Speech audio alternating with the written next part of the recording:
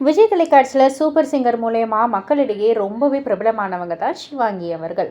So இவங்களுடைய ஒரு song அப்படின்னா எல்லாருக்குமே பிடிக்கும். ஏன்னா இவங்க குரல் வந்து ரொம்பவே இனிமையான ஒரு குரலாக இருக்கும். இவங்களுடைய வாய்ஸில் ஒரு சாங் கேட்குறதுக்கு எல்லாருமே பிளெஸ்ட் அப்படின்னு நினைக்கிற அளவுக்கு இவங்களுடைய சிங்கிங் இருக்கும். சமீபத்தில் இன்டர்வியூவில் நான் சிங்கர் ஆனதுக்கு காரணமே இவர் தான் அப்படின்ற மாதிரி ஒரு விஷயத்த வந்து வெளிப்படுத்தியிருக்காங்க.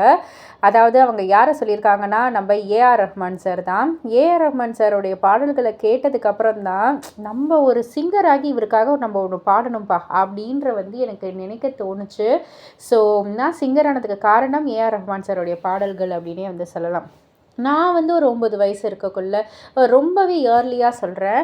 அப்போ அவருடைய பாடல்னு வந்து இந்த சுவாசமே, தெய்வம் தந்த பூவே, உதயா உதயா, நெஞ்சினிலே, இந்த மாதிரி நிறைய நிறைய இருக்குது. கண்ணாலனே, கல்வனே, இந்த மாதிரி எல்லாத்தையுமே ஒரு பெரிய ஒரு பக்கெட் லிஸ்ட்டே வச்சுருக்காங்க.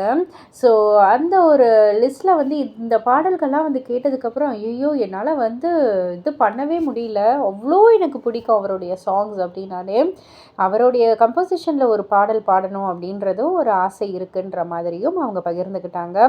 ஸோ ஷிவாங்கியோடைய டேலண்ட்டுக்கு கூடிய சீக்கிரமே இந்த ஒரு நல்ல விஷயம் நடந்தால் நல்லா தான் இருக்கும். இதை பற்றி நீங்கள் என்ன நினைக்கிறீங்க? உங்களுடைய கருத்து என்ன அப்படின்றத கீழே உள்ள கமெண்ட் பாக்ஸில் குறிப்பிட்டு சொல்லுங்கள். மறக்காமல் சேனலில் சப்ஸ்கிரைப் பண்ணி பக்கத்தில் உள்ள பெல் ஐக்கானை கிளிக் பண்ணிவிடுங்க.